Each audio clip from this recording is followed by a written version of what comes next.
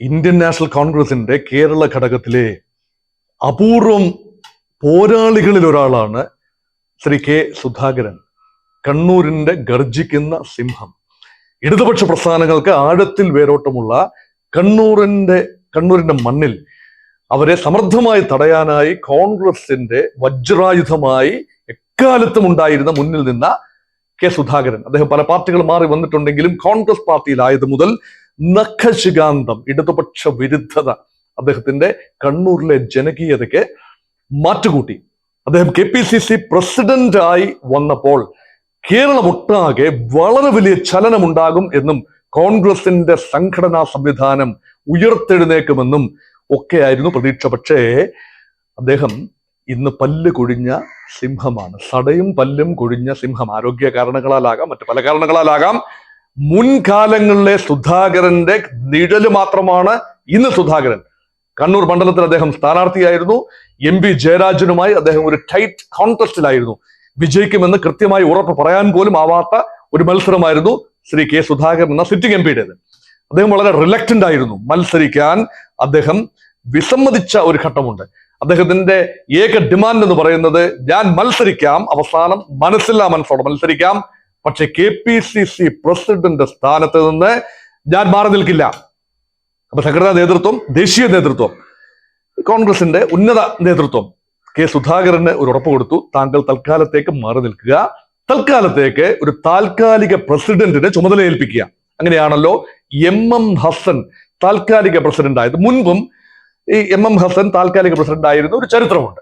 അതുകൊണ്ട് MM ഹസൻ താൽക്കാലിക president ആവുകയും തെരഞ്ഞെടുപ്പ് കഴിയുന്ന മുറയ്ക്ക് കെ സുധാകരനെ തിരിച്ചു KPCC പ്രസിഡന്റ് സ്ഥാനത്ത് അവരോധിക്കുകയും ചെയ്യാം എന്ന ഒരു വാക്കാലുള്ള ഉറപ്പാണ് ഹൈക്കമാൻഡ് നൽകിയത്. പക്ഷെ ഇപ്പോൾ തെരഞ്ഞെടുപ്പ് കഴിഞ്ഞിരിക്കുന്നു. കഴിഞ്ഞോ? കേരളത്തിലേത് കഴിഞ്ഞു, പക്ഷേ ഭാരതത്തിലെ മൊത്തം തെരഞ്ഞെടുപ്പ് കഴിഞ്ഞില്ല. ഇവിടെ ആശയക്കുഴപ്പം ഉണ്ടാകുന്നത് കേരളത്തിലെ തെരഞ്ഞെടുപ്പ് കഴിഞ്ഞു. കെ സുധാകരനുമായി ബന്ധപ്പെട്ട തെരഞ്ഞെടുപ്പ് കഴിഞ്ഞു.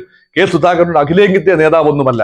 ശശി തരൂരിനോ വേണുഗോപാലിനോ ഇന്ത്യ ഒട്ടാകെ സഞ്ചരിച്ച് കോൺഗ്രസിന്റെ തെരഞ്ഞെടുപ്പ് പ്രചരണത്തിന് മറ്റ് സംസ്ഥാനങ്ങളിൽ ഉൾപ്പെടെ നേതൃത്വം കൊടുക്കേണ്ടതുണ്ട്. കെ സുധാകരന് ആ ആവശ്യമില്ല. അങ്ങനെയെങ്കിൽ സ്വാഭാവികമായി കെ സുധാകരൻ ആഗ്രഹിച്ചത് KPCC ഓഫീസിൽ വന്ന് ചുമതല ഏറ്റെടുക്കുക. അദ്ദേഹം വളരെ പ്രതീക്ഷയോടുകൂടി തിരുവനന്തപുരത്തെത്തി KPCC ഓഫീസിൽ ചുമതല ഏറ്റെടുക്കാൻ വന്നപ്പോൾ അദ്ദേഹത്തിന്റെ മുന്നിൽ വാതിലുകൾ തുറന്നിട്ടില്ല.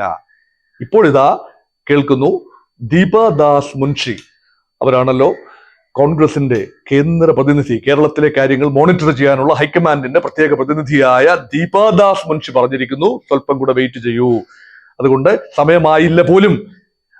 ഇതിനെ ഒരു ഇൻസൾട്ടായി ശ്രീ കെ സുധാകരൻ എടുക്കുമോ, അതോ പതുങ്ങി നിന്നിട്ട് ഈ തൽക്കാലത്തേക്ക് ഈ ഇൻസൾട്ട് അല്ലെങ്കിൽ ഒരുതരം അവഹേളനമാണ്? തെരഞ്ഞെടുപ്പ് കഴിഞ്ഞു, ചുമതല കൈമാറുന്നതിന് യാതൊരു തടസ്സവുമില്ല.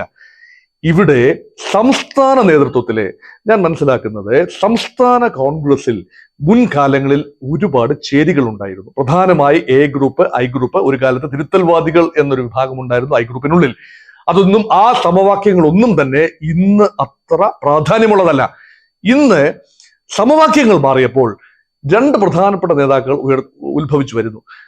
ഒരുപക്ഷെ കെ കരുണാകരനും ഉമ്മൻചാണ്ടിയും KK ആന്റണിയും വയലാർ രവിയും ഒക്കെ നേതൃത്വം നൽകിയിരുന്ന ആ കാലത്തെ ഒരു മെഗാ ലീഡർഷിപ്പ് അല്ല, മറിച്ച് കുറച്ചുകൂടെ മൈൽഡർ ലീഡർഷിപ്പാണ്. പ്രതിപക്ഷ നേതാവായി VD സതീശനും KPCC പ്രസിഡന്റായി കെ സുധാകരനും ഒക്കെ വരുമ്പോൾ സമവാക്യങ്ങൾ, രണ്ടുപേരും I ഗ്രൂപ്പിന്റെ മുൻകാല നേതാക്കളാണ്.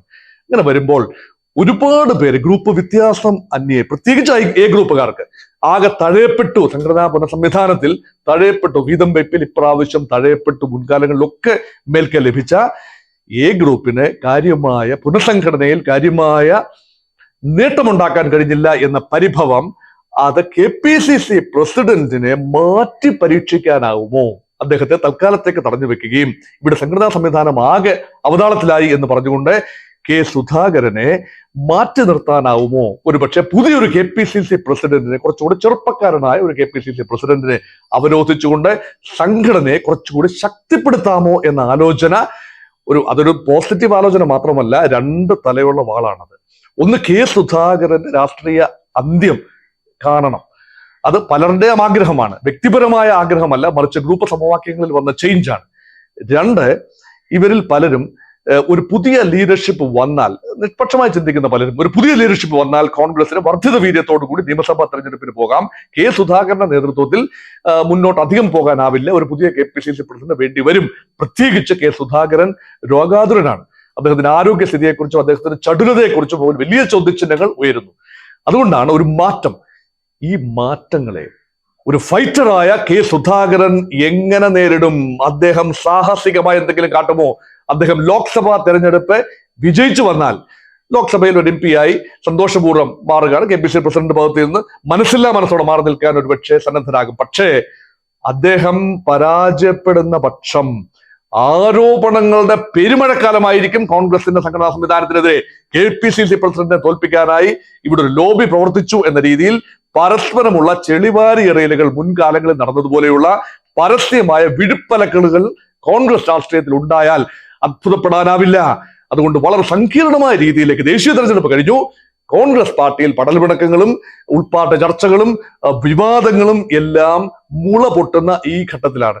2 ദിവസത്തിനുള്ളിൽ തന്നെ തീരുമാനമാകും എന്ന് ഹൈക്കമാൻഡ് പറഞ്ഞുവെങ്കിലും ഈ തീരുമാനം മുന്നോട്ട് പോകാനാണ് സാധ്യത. അതുകൊണ്ട് കെ സുധാകരൻ എന്ന കോൺഗ്രസ് നേതാവിന്റെ ഭാവി തുലാസിൽ തൂങ്ങുകയാണ്. ഒരു കാര്യം കൂടെ ഓർക്കണം, കെ സുധാകരൻ ഇല്ലാത്ത ഒരു കോൺഗ്രസ് നേതൃത്വത്തിന് എങ്ങനെ കണ്ണൂർ മേഖലയിൽ, മലബാർ മേഖലയിൽ, പ്രത്യേകിച്ചും വടക്കൻ മലബാർ മേഖലയിൽ ഈ CPM-ന്റെ അപ്രമാദിത്വത്തിന് ആരാണ്, ഏതവനാടാ എന്ന് ചോദിക്കുമ്പോൾ ഞാനാടാ എന്ന് പറയുന്ന തരത്തിലുള്ള ഒരു ഫൈറ്ററെ അവിടെ കോൺഗ്രസിൽ ലഭിക്കുമോ എന്നത് മറ്റൊരു ചോദ്യമാണ്. അതുകൊണ്ട് കഴിച്ചിട്ടിറക്കാനും വയ്യ, ബദലിച്ചിട്ട് തുപ്പാനും വയ്യ എന്ന അവസ്ഥയിലാണ് കോൺഗ്രസ് നേതൃത്വം കെ സുധാകരൻ വിഷയത്തിൽ ഇപ്പോൾ അനുഭവിക്കുന്നത്.